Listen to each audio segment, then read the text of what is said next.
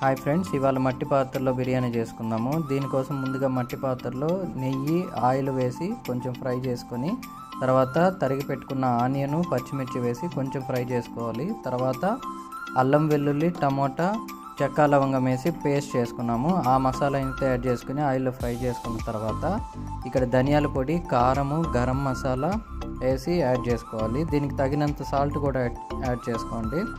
Add చేసుకున్న తర్వాత ఒక 5 మినిట్స్ ఈ మసాలాలు కొంచెం ఆయిల్లో ఫ్రై అయ్యేంత వరకు వేయించుకోవాలి. తర్వాత కొంచెం పెరుగు అయితే యాడ్ చేసుకోవాలి. పెరుగు అయితే మంచి టేస్ట్ని ఇస్తుంది ఫ్రెండ్స్ మీకు బిర్యానీకి. సో అందుకోసమని కొంచెం పెరుగు వేసి యాడ్ చేసుకున్నాము. ఆ తర్వాత దీన్ని డీప్ ఫ్రై చేసుకున్న తర్వాత ముందుగా కడిగి పెట్టుకున్న చికెన్ పీసెస్ అయితే దీంట్లో వేస్తున్నాము. నేనైతే లెగ్ పీసెస్ కట్ చేయించుకున్నాను. చాలా బాగున్నాయి టేస్ట్ కూడా. ఇక్కడ పీసెస్ కూడా మీడియం పీసెస్ కట్ చేయించుకున్నాను. ఆ తర్వాత మనము పుదీనా, కొత్తిమీర వేసి కొంచెం ఈ మసాలాలన్నీ చికెన్కి పట్టుకునేంత వరకు వేయించుకోవాలి. ఆ వేయించుకున్న తర్వాత అప్పుడైతేనే ముక్క టేస్ట్ వస్తుంది.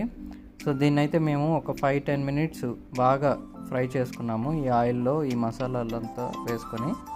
సో ఆ తర్వాత మేము 2 గ్లాసెస్ రైస్ తీసుకుంటున్నాము, బిర్యానీ రైస్. దీనికోసము 3 గ్లాసెస్ వాటర్ అయితే యాడ్ చేస్తున్నాము. సో ఈ వాటర్ని యాడ్ చేసి కొంచెం ఉడికించుకున్న తర్వాత కడిగి పెట్టుకున్న బిర్యానీ రైస్ని అయితే దీంట్లో వేసేస్తున్నాము. ఈ బిర్యానీ రైస్ వేసిన తర్వాత మేమైతే ఒక 5 మినిట్స్ ఉడికించుకుని తర్వాత మా దగ్గర అరిటాకు ఉండింది. ఆ అరిటాకుతో అయితే దమ్ వేసాము.